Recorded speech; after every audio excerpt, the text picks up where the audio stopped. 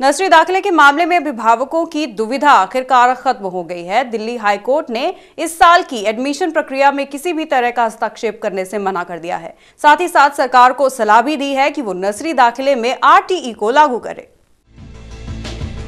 Nursery दाखिले की प्रक्रिया पर आए हाई कोर्ट के फैसले से कुछ अभिभावकों को मायूसी हाथ लगी है तो कुछ के चेहरे खिल उठे हैं। कोर्ट ने नर्सरी दाखिले के मामले में किसी भी तरह के हस्तक्षेप से साफ इनकार कर दिया है। कोर्ट ने साफ किया है कि क्योंकि नर्सरी में दाखिले आरटीई के तहत नहीं आते हैं, लिहाजा इस साल एडमिशन की प्रक्रिया को यूं ही बहाल रखा जाए। हालांकि इसके साथ ही साथ कोर्ट ने सरकार को भी सलाह दी है कि वो नर्सरी पर भी शिक्षा के अधिकार कानून को लागू करे। और अब अदालत का दरवाजा खटखटाने वाले इसी को अपनी जीत मान रहे हैं, क्योंकि उनका कहना है कि अगर आरटीई नर्सरी दाखिले पर लागू होगा तो आने वाले सालों में एडमिशन की प्रक्रिया में बदलाव करना आसान होगा और अभिभावकों को राहत मिलेगी। केंद्रीय सरकार ने अपना हलफनामा दिल्ली हाई कोर्ट के सामने रखा था और उसमें जो उन्होंने कहा था कि राइट टू एजुकेशन एक्ट जो है वो सिर्फ 6 से 14 साल तक के बच्चे पे लगता है, नर्सरी पे नहीं लगता है, उस बात को हाई कोर्ट ने मान लिया है। लेकिन साथ में ही उन्होंने बहुत स्ट्रॉन्ग शब्दों के अंदर ये ऑब्जर्वेशंस करी है कि अगर आप नर्सरी के क्लास को राइट टू एजुकेशन एक्ट में नहीं लाएंगे तो जो ये प्राइवेट स्कूल है उनको तो उन्होंने टीचिंग शॉप्स तक भी कह दिया है कि ये लोग जो है उनको छोटे बच्चों को दाखिल करके उन पे स्क्रीनिंग करेंगे जो राइट टू एजुकेशन एक्ट में प्रोहिबिटेड है और वहाँ पे कैपिटेशन फीस भी लेंगे।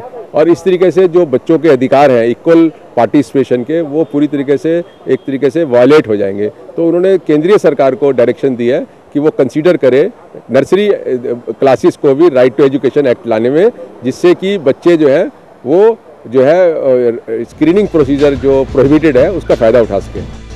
हाई कोर्ट में मौजूदा दाखिले की प्रक्रिया को ये कहकर चैलेंज दिया गया था कि स्कूल पॉइंट्स तय करने के मामले में अपनी मनमानी दिखा रहे हैं।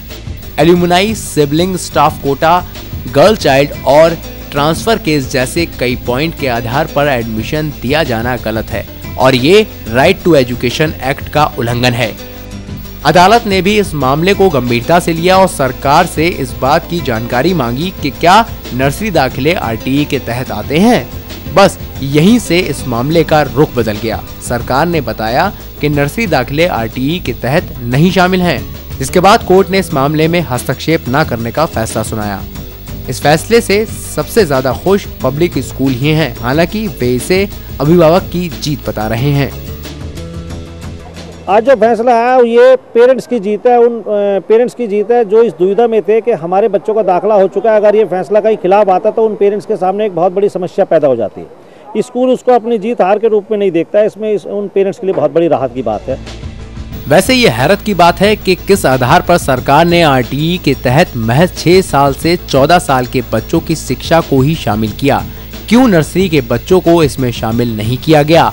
अब हाई कोर्ट के फैसले के बाद जिन अभिभावकों के बच्चों के नाम लिस्ट में आ चुके हैं उन्होंने तो चैन की सांस ली है और जिनके बच्चों को उनके मन पसंद स्कूलों में दाखिला मिलना मुश्किल हो रहा है वे निराश हुए हैं। नितिन शर्मा, सिटी हलचल, दिल्ली।